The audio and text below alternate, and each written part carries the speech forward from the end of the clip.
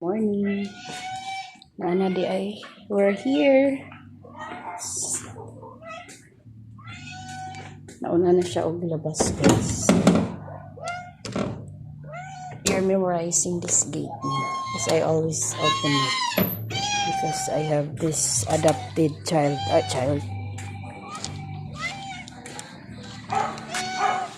And this place is memorable. Kasi ito yung kung saan ko siya pinapakain.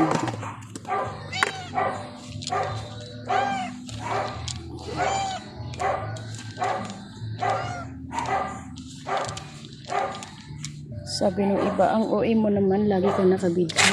Pinapakain mo lang naman siya. Alam mo guys, nilagyan ko ng kanin yan kasi hindi po sapat yung dry foods. Kasi pag hindi mo lagyan ng kanin, kulang lang sa kanya yung pagkain na yan. So, kuha na ko rin siya ng tubig. Low A food. Natural magkuha tag tubig guys. Kay low A food ay natagag tubig.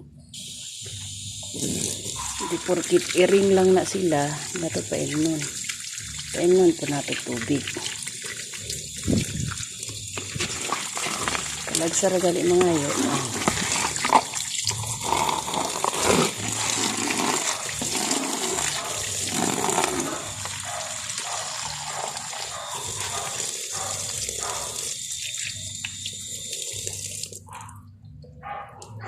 Naman ini mo ika pobre ning hatag ka tubig. Tubig libre ron sa panahon. Makaon ka sa mga restaurant. Pero waka kay mahal yan bayad sa tubig. Unang big rates for kung na tubig. Laki na lang siya niya guys oh. Gumagalaw na yung mga baby dito.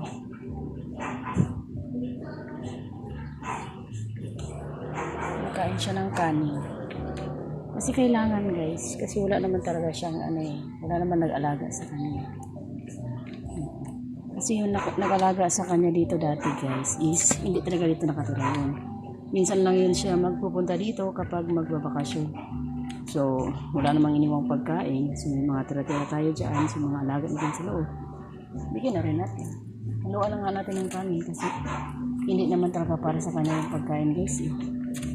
Literal nga may tira talaga kasi yung mga nasa loob na pusa medyo hindi ganong arte ba sa pagkain ba? Mapili ba?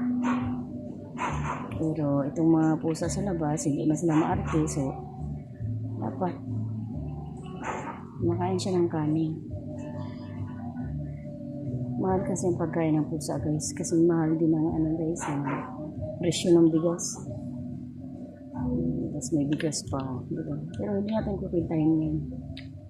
Hindi tayo magpupost sa social media para magpaawa. Iyan po talaga kasi ang tunay na nangyari eh. Wala tayong magagawa. Tsaka hindi yan sinasabi na iba, ay pasikat lang yan para magawin. Hindi po. Kung kayo nandito, sa totoo lang, hindi talaga ako mahilig sa pusa. Never talaga ako mahilig sa pusa. Pero dahil yung amo ko ay mahilig sa mga pusa, at syempre, kailangan din ako mag-assist sa kanila. Mamahal na rin ako sa mga pusa. Hanggang sa may mga dumalaw na rin dito kasi maingay sa loob ng pusa. Yung mga kapitbahay. Iba rin itong kapitbahay na ito kasi dito na magharapunan, tanghalian, agahan. Parang tao lang din pala ito kapag pinakain mo, babalik at babalik. Umaamo ba? Pero ang tao kasi may hiya ito, wala talaga. Walang hiya. Tara, joke lang. Sige na, ulis na ako. Kain ka na dyan. Ubusin mo ha. Pag sinayang mo yan, hindi ka na makakaulit. Tingnan mo. Talsik pa kumain, kala mo mayaman. Mahirap naman. Sige na, babay na.